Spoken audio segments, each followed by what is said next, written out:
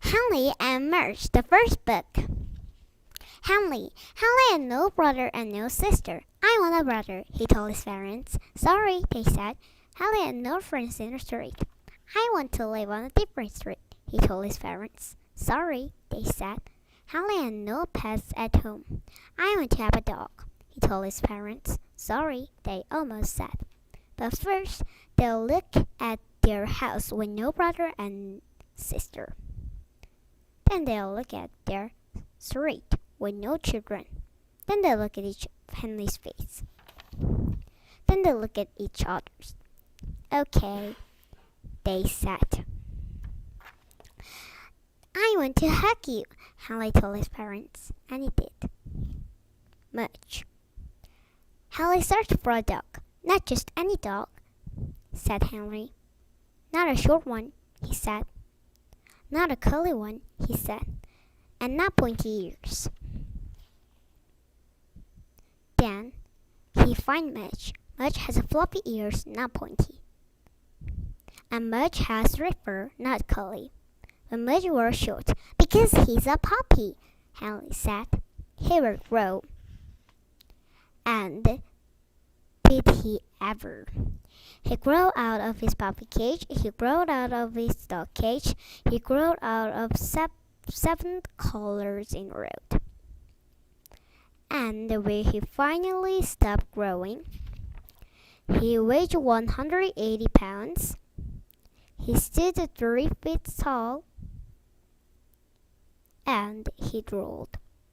I'm glad you're short, not short, Henley said. And Mudge like him and sit down him. Henley used to walk to school alone. When he walked, he used to worry about tornado, ghosts, biting dogs, and bullies. He walked as fast as he could. He looked straight ahead. He never looked back. But now he walked to school with Mudge. And now, when he walked, he'd think about vanilla ice cream, rain, rock, and good dreams. He walked to school not too fast. He walked to school sometimes backward. He walked to school and Teddy Mudge's big cat happy. Mudge loved Henley's room. He loved dirty socks. He loved Sniffy Bear. He loved the fish tank. But mostly he loved Henley's bed. Because Henley's bed was Henley, Mudge loved to climb in with Henley. Then he would love to smell him. He smelled his lemon hair. He smelled his milky mouth. He smelled his slippery ears. He smelled his chocolate fingers. Then he put his head by Henley's head. He looked at the fish tank. He looked at the bear. He looked at Henley. He licked him and fell asleep. Mudge. One day, Mudge took a walk without Henley. The sun was shining, the birds were flying, the grass smells sweet. Mudge couldn't wait for Henley, so he left. He went down one road sniffing the bushes, then down another road kicking up dust. He went through a field, across the stream, into a pine tree.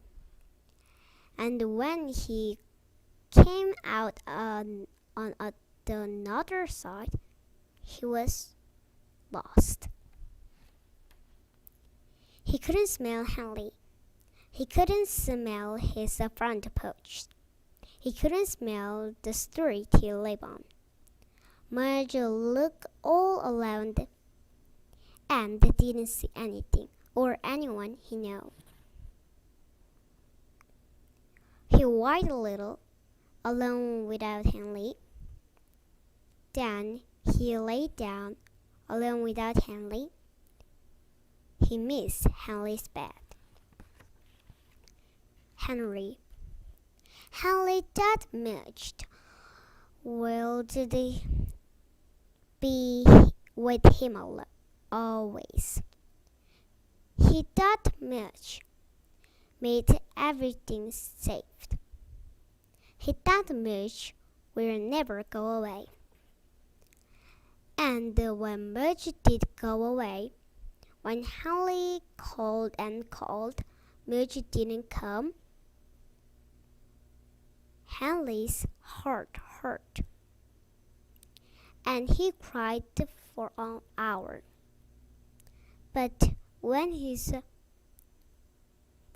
friend crying, Henley said, "Mudge loved him.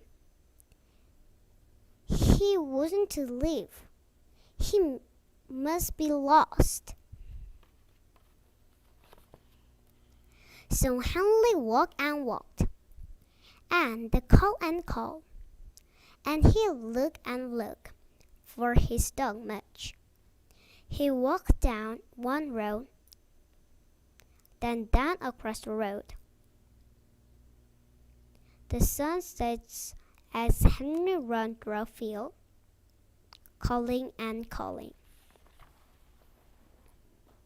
The birds flew past as he stood beside a stream, calling and calling.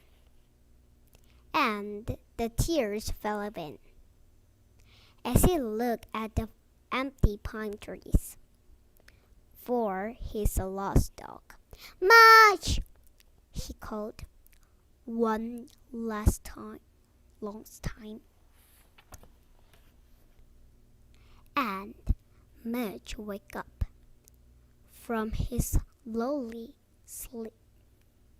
Then come running Henley and Mudge. Every day when Henley woke up, he saw the Mudge's big cat. And every day when Mudge woke up, he saw Henley's small face.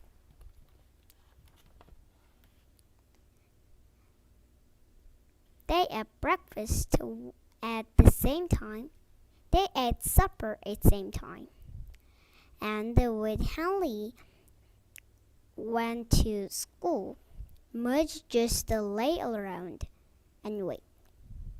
Mudge never went for a walk without Henley again. And Henley never worried that Mudge will leave. Because sometimes in their dreams, they saw along sidewalk roads, big rice fields, deep streams, and pine trees. In their dreams, Mudge was alone, and Henley was alone.